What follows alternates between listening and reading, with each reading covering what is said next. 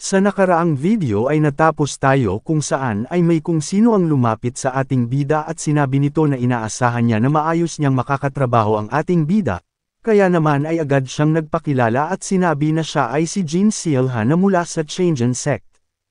Makalipas ng isang linggo sa Zhengzhou First Tower, ay habang nag-iinyuman ng lahat ay masaya naman na sinabi ng babae sa ating bida na mayroon siyang katagang narinig sa kung sino at sinabi nito na kung sakaling papipiliin siya kung ang kasintahan ba niya o ang mundo,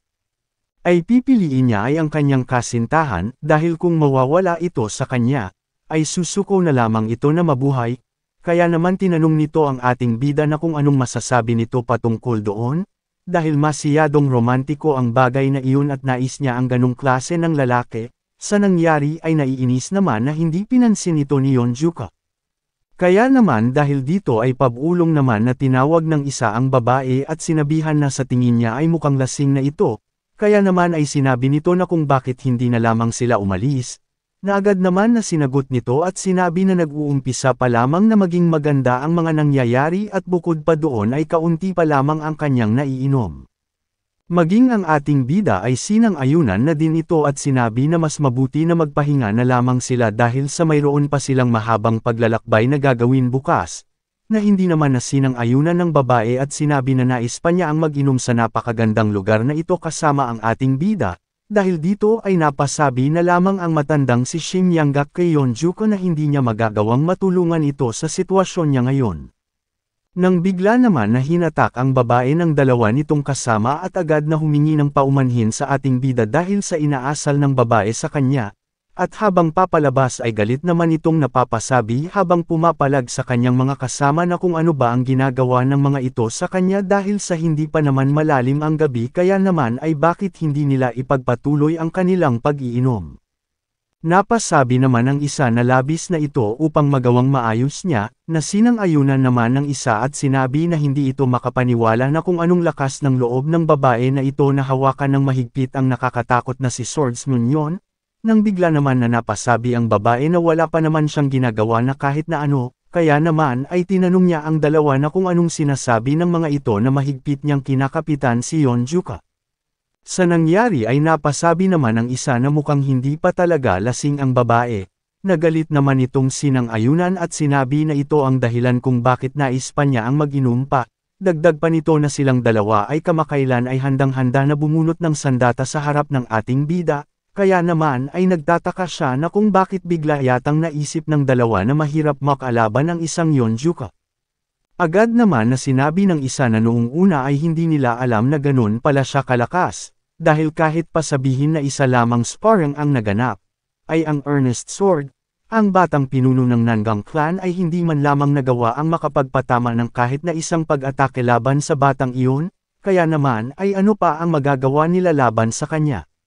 Dahil dito ay sinabihan naman ng babae ang dalawa na kung iniisip ba ng mga ito na ang Alliance of Justice ay ipagkakatiwala ang paglalakbay na ito laban sa Dark Spectral Sect sa kung sino-sino lamang. Ngunit sabi nito na kahit naiinis na siya sa nangyari ay magiging kontento na ito at magpapahinga na lamang, dahil nakakasigurado siya na mayroon pa naman siyang napakaraming tsansa para sa ating bida na mapansin. Sa nangyari ay napatanong naman ang isa na kung talaga ba na nagugustuhan nito si Swordsman yon, na mabilis naman na sinagot ng babae at sinabi na kung hindi pa ba halata, at ilang beses pa ba niyang uulitin ang kanyang mga sinabi, dahil sa tingin niya na ang ating bida ay napakagwapo. Dahil dito ay napasabi naman ng isa na kung ganun ay ang batang iyon ay hindi naman nalalayo sa kanya, dahil dito ay napatanong naman ang babae na kung ganun ba talaga ito. Sabi nito na sinong nakakaalam, dahil may tsansa na siya at ang Head Sentinel ay magkatuluyan, dahil kapag ang dalawang batang mandirigma ay naglakbay ng magkasama sa matagal na panahon, ay minsan ay ang isang ugnayan ay bigla na lamang na nagaganap. Nang bigla naman na kinontra ito ng isa at sinabi na sa ngayon ay ang Alliance of Justice at ang Bandit Union ay magkasamang nagtatrabaho dahil sa paglitaw ng Dark Spectral Sect. Ngunit hanggang kailan ba sa tingin ng mga ito magtatagal ang bagay na iyon, dahil kapag nawala na ang mga Dark Spectral Sect, ay ang isusunod naman nila ay ang mga bandido ng Bandit Union, At ang babaeng disciple ng Alliance of Justice ay magiging kabiyak ng Head Sentinel ay sa tingin ba nila na mangyayari talaga ang bagay na iyon? Hindi naman sinang-ayunan ito ng babae dahil sa ang pag-iisip nito ay talagang napakaluma na, nang bigla naman silang natigilan, dahil sa hindi nila inaasahan ang pagdaan ng kung sino sa kanilang harapan, at nang makalagpas ito sa kanila ay napasabi naman ang isa na kung siya lamang ba sa kanila ang nag-iisip na kamukha ito ng Head Sentinel. Sa loob naman ng First Tower ay napasabi naman si Yeonjuka na masyado na siyang napagod sa mga nangyari kanina, at ang nais niya ay sa susunod na gagawin nila ito ay tanging pagkain lamang ang kanilang gagawin. Napasabi naman ang matanda sa ating bida na hindi naman ito napapansin na hindi nito gusto ang babae, kaya naman ay tinanong nito ang ating bida na kung mayroon pa ba siyang ibang nakikita sa kanya. Sabi naman ng ating bida na wala naman siyang kahit na anong rason para hindi magustuhan ang babae na iyon, dahil sa mukha naman siyang mabait na tao, kaya naman dahil dito ay napasabi na lang ang matanda na maging siya ay inaasahan na ang ating bida at ang babae na iyon ay magagawang magkatuluyan sa hinaharap. Nagtaka naman dito si Yeonjuka sa sinabi nito na magkakatuluyan silang dalawa. Agad naman na sinabi ng matanda na ayon iyon sa paglapit-lapit sa kanya ng babae kanina habang sila ay nagkakasiyahan. Dahil dito ay sinabihan naman siya ng ating bida na lilinuin lamang niya ang patungkol doon, dahil sa ang babae na iyon ang kumuha sa kanyang braso at mas nakakatakot pa siya kumpara sa babaeng 10-headed demon soldier na nakita niya noon. Nang bigla naman na natigilan si Yeonjuka dahil sa may kung sino siyang naramdamang pumasok sa kanilang silid, nang bigla naman itong nagsalita at nagtatanong kung maaari ba niyang makausap ang Head Sentinel. Galit naman siyang tinanong ng matandang si Shin Yanggak na kung sino naman siya dahil sa sinabihan na niya ang may-ari ng First Tower na walang kahit na sino ang maaaring pumasok sa silid na ito, kaya naman ay agad niyang pinaalis ito dahil kung hindi ay tatanggalan niya ito ng kanyang ulo. Magalang naman itong sumagot at sinabi na nais lamang niyang magkaroon ng kaunting oras para makausap ang Head Sentinel. Kaya naman ay tinanong nito si Yanggak na kung maaari ba siya nitong mapagbigyan. Ninas naman dito si Yanggak dahil sa masyado na itong mapilit, kaya naman ay sinabihan niya ito na kung sa tingin ba niya ay kakausapin siya ng kanilang Head Sentinel ay nagkakamali siya. Nang bigla naman na nagsalita ang ating bida at inutusan ang matanda na lumabas muna ito at maghanap ng ibang lugar na mapag-iinyuman, matapos ay agad naman na napatingin ito sa ating bida, at ganun din si Yeonjuka sa kanya. At dahil sa biglaang pagkakaroon ng katahimikan sa silid ay napasabi na lamang ang matandang si Yanggak na susundin nito ang nais ng ating bida. Kung umabot ka na sa parte ng video na ito ay maari lamang na i-click ang like at super thanks sa baba bilang pagsuporta. Maraming salamat. Ilang buwan na ang nakalipas mula nang magkaroon ang Shattering Heavens Demon Lord ng pakikipag-ugnayan sa mga Shaolin. At matapos na pumayag ng Alliance of Justice sa hindi nito pagsuporta sa Crouching Dragon Estate, ay ang Shattering Heavens Demon Lord ay nagdeklara ng triplet Tripitaka. Bilang resulta, ay ang mga tumutulong sa muling pagbangon ng Crouching Dragon Estate at sa pagsasaayos nitong muli, na kahit ang mga taga-Baek Clan at ang Yang Clan ay dahan-dahan na silang tinalikudan. Ang faction ng Order Sect ay labis na nanghina mula sa pakikipaglaban sa Dark Spectral Sect, at ganun na din ang Alliance of Justice ay wala ding ginawang mga pagtutol sa declaration na isinagawa ng Bandit Union at ang lahat ay nanatili na lamang na tahimik. Upang mas gawing matindi ang lahat, ang Crouching Dragon Estate ay nagawa ng mock laban ng Head Sentinel noong nakaraan sa pamamagitan ng pagbabawal sa mga ito na mag-escort sa mga Merchant Union na dadaan sa kanilang mga nasasakupan sa kagubatan, at ngayon ay nangialam na ang Shattering Heavens Demon Lord. Kaya naman dahil doon ay wala nang kahit na sino ang nais na tumayo kasama ang Crouching Dragon Estate. Nagsalita naman ang kapatid ng ating bida at sinabi nito na dapat siya nitong binati ng maayos kanina. Kaya naman sabi nito na siya ay si Yeonmubak, at tinanong si Yeonjuka na kung naaalala pa ba siya nito, na agad naman na sinagot ng ating bida at sinabi na sa paanong hindi niya magagawang makalimutan ang muka ng kanyang mga kapatid kahit pa nais na niya. Kaya naman dahil dito ay napasabi na lang si Mubak na siguro ay alam na ng ating bida na kung bakit siya narito upang makipagkita sa kanya. Tinanong naman siya ni Yeonjuka na kung bakit biglaan na lamang itong nagtungo dito ng nakakahiya at naging magalang, dahil noong bata pa lamang sila ay kagaya lamang ito ng kanilang mga kapatid, na nagawang pagtawanan siya, liitin at pahirapan, kaya naman ay tinanong niya ito na kung nais ba nitong magpanggap na mabait sa kanyang harapan o kung ano paman. Hindi naman ito sumagot sa sinabi ng ating bida sa kanya bagkus ay agad na umalis sa kanyang kinauupuan, dahil sa ginawa nito ay nagtataka naman si Yeonjuka, dahil sa biglaan nitong pagluhod sa kanyang harapan habang humihingi sa kanya ng kapatawaran at kahit masyado pa siyang bata noon upang malaman ang kung anong mali sa tama, ay nakagawa pa din siya ng matinding kasalanan dito.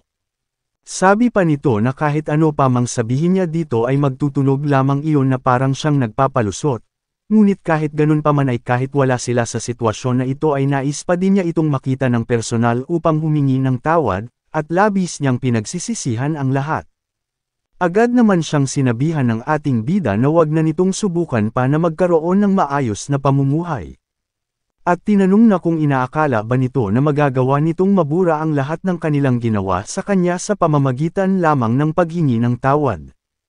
Ay mukhang nagkakamali siya, sabi naman nito na alam naman niya kung gaanong nakakahiya at nakakabastos ang magtungo dito, ngunit naparito lamang siya para sa paghingi ng kapatawaran ng ating bida, at kahit pa ganun ay para na lamang sa kanilang namayapang ama ay hinihiling niya kay Yeonjuka na ibigay na lamang nito sa kanya ang pagkakataong ito kahit na ngayon lamang, at tinanong ito na kung ano ba ang kailangan niyang gawin upang mapatawad siya nito.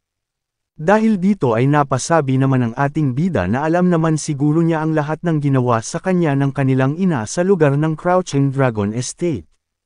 Na agad naman itong sinang-ayunan, kaya naman dahil dito ay napasabi ang ating bida na alam naman pala nito ang lahat ng iyon ngunit may lakas pa din itong manghingi sa kanya ng kapatawaran. Dagdag pa nito na kung talagang naparito siya upang humingi sa kanya ng pagpapatawad, ay sa tingin niya na hindi ba ang taong gumawa sa kanya ng mga ganong bagay ang dapat na nagpunta sa harapan niya ng siya mismo. Dahil si Miss Beck, ang mga elder ng Yeon, ang mga mandirigma ng Beck clan, at ang kanilang master na si Lord Beck at ganoon na din si Lord Yang, ay sila ang mga tumutulong na muling maipatayo ang Crouching Dragon Estate. Kaya naman sabi nito na kung lahat sila ay luluhod sa kanyang harapan at pagsisisihan ang kanilang mga kasalanan, ay maaari niyang iatras ang ipinatutupad ng Bandit Union na Triplet Tripitaka, dahil dito ay napatanong naman si Mubak na kung mayroon pa bang ibang paraan bukod doon, ngunit galit naman siyang sinabihan ng ating bida na mukhang minamaliit siya nito ngayon, ngunit hindi siya madaling mapapayag sa kung ano pa man. Sabi pa nito na kung siya ang nasa kalagayan nito ay nakakasigurado siya na mas agresibo itong aasikasuhin ang bagay na ito kumpara sa kanyang ginagawa ngayon. Kaya naman sabi nito na kung sakaling handa na ang kahit na sino sa kanila na mawalan ng lahat-lahat, ay sabihin nito sa mga iyon na gamitin nila ang huling pagkakataon na ito ng matalino, gayunpaman sabi nito na hindi na magiging madali ang lahat para sa kanila magmula bukas, dahil sa pinaplano nito na maging abala na, dahil dito ay agad naman na sinabi ni Yeon Mubak sa ating bida na naiintindihan niya ang mga sinabi nito sa kanya, at makakaasa itong may paparating niya ang lahat ng kanyang mga ipinapasabi sa mga ito. Kahit pa nasabi na ang posibleng pag-atras ng ating bida sa ipinatutupad na Triplet Tripitaka, ay sapat na itong pag-uusap para sa dalawa, ngunit si Yeon Mubak na paalis na sa silid, at si Yeonjuka na nagsasalita, ay parehas silang nakakasigurado na hindi luluhod ang mga ito at pagsisisihan ang kanilang mga nagawang kasalanan, kaya naman sa katahimikan ng paligid sa pagitan ng dalawa, ay ang mga ito ay nagtungo sa kani-kanilang mga landas. Makalipas naman ng ilang araw sa Henan Province Langsi Country, ay habang naglalakbay ang mga ito ay napasabi naman ang babae na ang lugar na ito ay talagang napakalamig. At napasabi na kahit nakasalukuyang winter na ay madami pa ding magagandang tanawin silang makikita sa paligid, agad naman siyang sinabihan ng isa nilang kasama na masyado ng malamig kaya naman ay manatili na lamang ito sa kanilang kinauupuan. Sabi pa nito na nanghihinayang siya dahil kung hindi lamang sila abala ngayon ay maaari sana silang huminto muna sa gilid malapit sa isang ilog upang mag-inom. Agad naman nakinontra ito ng isa at sinabi na siya lamang ang nakakaisip ng ganung bagay dahil sa siya lamang sa mga ito ang nakakaramdam ng hindi nilalamig.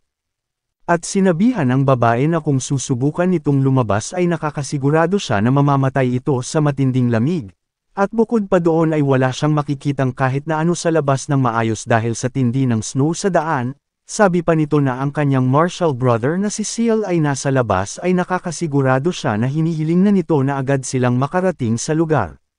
Masaya naman na napasabi ang babae na hindi niya naisip ang bagay na iyon, kaya naman ay siya na muna ang makikipagpalitan dito maya-maya. Na agad naman na sinundan ng ating bida at sinabi na siya na ang papalit para sa kanyang kasama na si Shim Yanggak, dahil hindi naman ito sumama sa kanya para sa ganitong klase ng mga gawain. Masaya naman na napasabi ang young lord ng Nanggang clan at sinabi na kung ganito ang kaso ay makikipagpalitan din sila sa mga ito, dahil kung magtutulungan sila kahit papano ay magagawa nilang makatagal sa lamig, na agad naman na sinang-ayunan ng ating bida at sinabi na tanging siya lamang ang makikipagpalitan at hindi na ang kanyang kapatid na si Nanggang yon. Dahil dito ay napatanong naman ng kapatid nito na kung bakit naman hindi. Agad naman na napasabi ang ating bida sa kuya nito ng, malamig nga ni, upang mapahinto ito sa kanyang mga sasabihin pa. Dagdag pa ng ating bida na hindi naman siguro nais nito na lumabas doon ang kanyang kapatid na babae dahil sa masyadong malamig sa labas. Nang bigla naman siyang tinawag ng dalaga at sinabi na nais niya din na makipagpalitan at makatulong sa mga ito, at habang nag-uusap ang ating bida at si Nanggang yon, ay nakakaramdam naman ng hindi maganda dito ang isa na para bang nagseselos sa mga ito.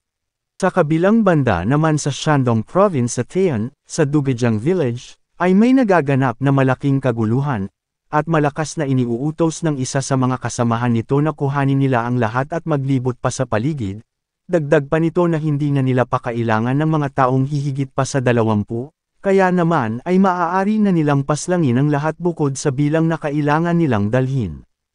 Dahil dito ay agad naman na kumilos ang lahat habang sinasabi na kailangan nilang ipakita sa mga ito kung anong mangyayari kapag nilabanan nila ang kagustuhan ng kanilang Violent Gale hideout. Kaya naman nang makita ito ng isang babae ay agad naman itong nagmaka-awa at sinabihan ang bandido na kahit ang bata na lamang ang hayaan nitong mabuhay, kaya naman dahil dito ay agad naman siyang hinatak ng bandido upang kuhanin. Matapos ay agad naman na pinaslang ng iba pa ang mga mamamayan sa lugar na iyon. Masaya naman na napapasabi ang pinuno ng kanilang hideout na si Demon Slaying Blade, sama daan na maganda ang kanyang naririnig sa paligid na animoy isang musika sa kanyang tainga, at ngayon ay malalaman na ng lahat ang pagkatakot sa kanilang Violent Gale hideout, kaya naman ay inutos nito sa lahat na paslangin na ng mga ito ang mga taong nandito upang maging halimbawa para sa mga karatig nilang lugar. Sa likudan naman nito ay nagtitipon ang ilan pa niyang mga tauhan at napapasabi na ang mga baliw na ito ay nagsasanhi ng malaking problema kung sakaling magpapatuloy pa ang ganitong mga bagay, na sinang-ayunan naman ng isa at napasabi na ang Dugejang Village ay ang pinakamalapit sa kanilang hideout. Kaya naman ay napatanong ito sa kanyang kasama na kung kailangan na ba nilang pigilan ang mga ito bago pa mas lumala ang sitwasyon. Naiinis naman na napapasabi ang dating pinuno ng hideout na maghintay muna sila sa ngayon, dahil sa wala silang palag sa mga ito kung sila lamang ang lalaban, dahil ang tanging magagawa lamang nila sa ngayon ay ang umasa na ang Shattering Heavens Demon Lord ang umasikaso sa mga ito. Sa kabilang banda naman sa kinaroroonan ng ating bida, ay gulat naman ang mga ito sa nakikita ng kanilang mga mata. Dahil ang buong village na ito ay inubos at halos maging abo na, sabi din ng isa na nagawa din nilang lagpasan ang isa pang village na pinagnakawan ng Violent Gale hideout patungo sa lugar na ito. Ngunit ang sitwasyon ngayon sa lugar na ito ay malinaw na mas malala pa kumpara sa kanina. Dahil dito ay napatanong naman ang isa na kung ano naman kaya ang ginagawang aksyon ngayon ng mga puwersang militar ng Alliance of Justice patungkol dito. Nang bigla naman na nagsalita ang matandang si Yanggak habang may hawak-hawak na isang mapa at sinabi dito na ang Dugejang Village ay nasa gawing pinakamalapit sa Violent Gale hideout. Sabi pa nito na kahit pa walang maayos nakita ang mga ito sa panahon ng taglamig, ay ang Wasaki ng ganito ang pinakamalapit na village ay mukhang wala na sa tamang pag-iisip ang mga ito, dahil sa ginawa nilang gamitan ang mga ito ng puwersang pangsupol na kahit ang mga bata ay nagawa din nilang paslangin, at hindi pa siya nakakakita ng ganitong klaseng kagimbal-gimbal na pagpaslang at panununog. Dahil dito ay napatanong naman si Yeonjuka na kung ang Bandit Union ba ay palaging ganito ang ginagawa. Dahil ang kanilang Mount Wufeng hideout ay hindi naman ganito at mukhang kagagawan ito ng tauhan ng Dark Spectral Sect na nakapasok sa kanilang Bandit Union. Sinagot naman siya ng matanda at sinabi na totoong ang kabaliwan ng Dark Spectral Sect ay mas pinalala pa ang sitwasyong ito. Ngunit sa totoo lamang ay ang halos sa mga miyembro sa Bandit Union ay hindi nalalayo sa paggawa ng mga bagay na ganito. Dagdag pa nito na ang kanilang Mount Wufeng hideout ay espesyal sa madaming aspeto, dahil sa ang karatig na mga merchant guild sa kanilang lugar ay malalaki at mayayaman. Bukod pa doon ay ang mga manlalakbay na mga merchant ay hindi din basta-basta at may kakayahan ang mga ito na ipagtanggol ang kanilang mga sarili, ngunit malaki ang ipinagpapasalamat niya dahil sa ang kanilang Yeonjuka ay mabilis lamang na nalipol ang mga ito gamit ang kanyang pambihirang lakas. Sabi pa nito na dahil din sa ang kanilang pinuno na si Chief Pang ay hindi masiyadong gaamon sa salapi, ay ang mga paglalakbay ng mga merchant ay nagpatuloy sa pagdaan sa kanilang teritoryo kaya naman ay hindi na sila panauubusan pagdating sa pagpupundo. Ngunit sa lugar na ito ay walang merchant na dumadaan o nasa paligid ng lugar, kaya naman ay kahit ang kanilang Mount Wufeng hideout ay gagawin din ng ganitong pagnanakaw sa mga karatig na lugar kagaya nito kung sakali. Dahil dito ay napasabi naman ang ating bida na kung ganun ay ganito pala talaga ang gawain ng isang bandido, agad naman siyang tinanong ng matandang si Shim Yanggak na kung nagsisisi na ba ito sa pagpapatuloy niya sa Bandit Union, ngunit galit naman na napasabi lamang ang ating bida patungkol dito, na isa lamang ang alam niya sa ngayon, na ang hideout na iyon ay hindi magandang lugar.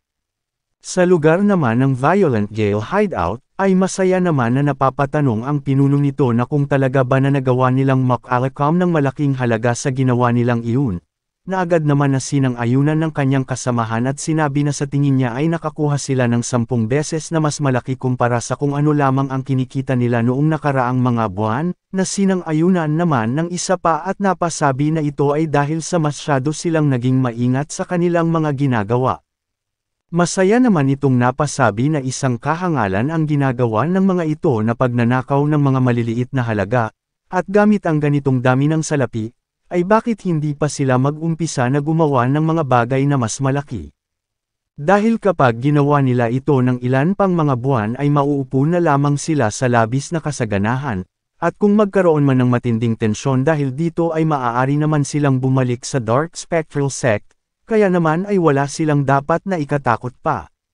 Sinang-ayunan naman ito ng kanyang mga kasamahan, at napasabi na sa totoo lamang ay kapag nag-umpisa na silang magkaroon ng hindi magandang reputasyon sa loob ng Bandit Union, ay walang kahit na sino sa mga ito ang nanaisin na maging kakampi sila kung sakaling magkakaroon ng mga digmaan kontra sa mga sect, kaya naman ay panalo ang lahat sa bagay na ito.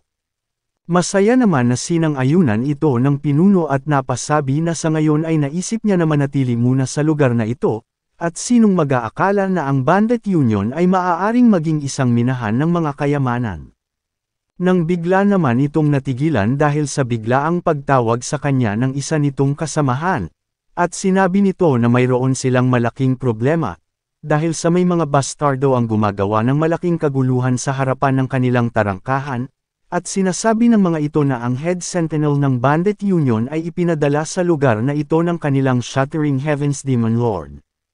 Kung umabot ka na sa parte ng video na ito ay maaari lamang na i-click ang like at super thanks sa baba bilang pagsuporta. Maraming salamat. Sa labas naman ay seryosong sinabihan naman ni Yeonjuka ang mga ito na huwag na nilang sayangin pa ang kanyang oras at agad na dalhin sa kanyang harapan ang pinuno ng Violent Gale hideout ngayon na mismo. Dahil tapos na siya sa pagiging mabait sa mga ito, dahil kung nais pa nilang makipaglaban ay kailangan na nilang itaya ang kanilang mga buhay para sa bagay na iyon. Nang bigla naman na sinigawan ang ating bida ng pinuno ng mga ito at tinatanong si Yeonjuka na kung ano ba sa tingin nito ang kanyang ginagawa dito. At habang papalapit ay mayabang naman itong nagpakilala at sinabi na siya ay ang pinuno ng Violent Gale hideout at siya ay si Samadan ang Demon Slaying Blade. Sinabihan ang ating bida na kung papasok ito sa teritoryo ng kung sino ay dapat na magbigay ito ng galang kahit pa siya ay ang head sentinel na ipinadala mula sa kanilang main stronghold. dahil ang ginagawa nito ay pagmamalabas na. Sabi pa nito na bukod doon ay masyado pa itong bata upang maging totoong patrol officer, kaya naman ay tinanong nito ang ating bida na kung makakapagbigay ba ito sa kanya ng pruweba para sa bagay na iyon, ngunit hindi naman pinansin ito ni Yeonju kabagkos ay tinanong siya nito na kung siya ba ang salarin sa pagpaslang sa buong Dubejang Village. Sa nangyari ay galit naman itong nagpalabas ng kanyang malakas na killing intent sa ating bida habang sinasabihan ito na masyado siyang nagpapakabastardo upang hindi siya bigyan ng paggalang, at bukod pa doon ay naglakas ito ng loob na insultuhan siya kahit pa ang mga ito ay nasa kanyang teritoryo. Dahil dito ay agad naman na inihagis ng ating bida ang pruweba na hinihingi nito sa kanya, ngunit nang nagawa naman niyang saluhin ito, ay bigla na lamang siyang napa-atres. Kaya naman ay nagtataka itong napapatanong na kung anong klaseng lakas naman kaya ang nagmumula sa ating bida. Matapos ay inutusan naman siya ni Yeonju na ngayon ay sagutin na nito ang kanyang mga katanungan, dahil ang tinatanong niya ay kung siya ba ang salarin sa pagpaslang sa mga mamamayan ng Dubejang Village at maging sa 7 iba pang mga village malapit sa Mount Tae. Matapos na makita ang badge na ibinato sa kanya ng ating bida ay bigla naman itong nanginig sa takot. Kaya naman agad nitong tinanong ang ating bida na sa mga buwan ng taglamig at kapag ang kanilang mga supply ng pagkain ay malapit ng maubos, ay hindi ba ang pagsalakay sa mga kalapit nilang lugar ay ang kanilang gawain, at kung hindi ba ang kanilang head sentinel sa mismong hideout niya ay ginagawa din ng mga ganitong mga bagay. Dahil dito ay sinabihan naman siya ni Yeonju na ang maliit na pagnanakaw ay hindi malaking usapin para sa kanya. Ngunit mukha yatang masyado na itong nagmalabis upang libutin ang buong karatig lugar ng kanyang hideout.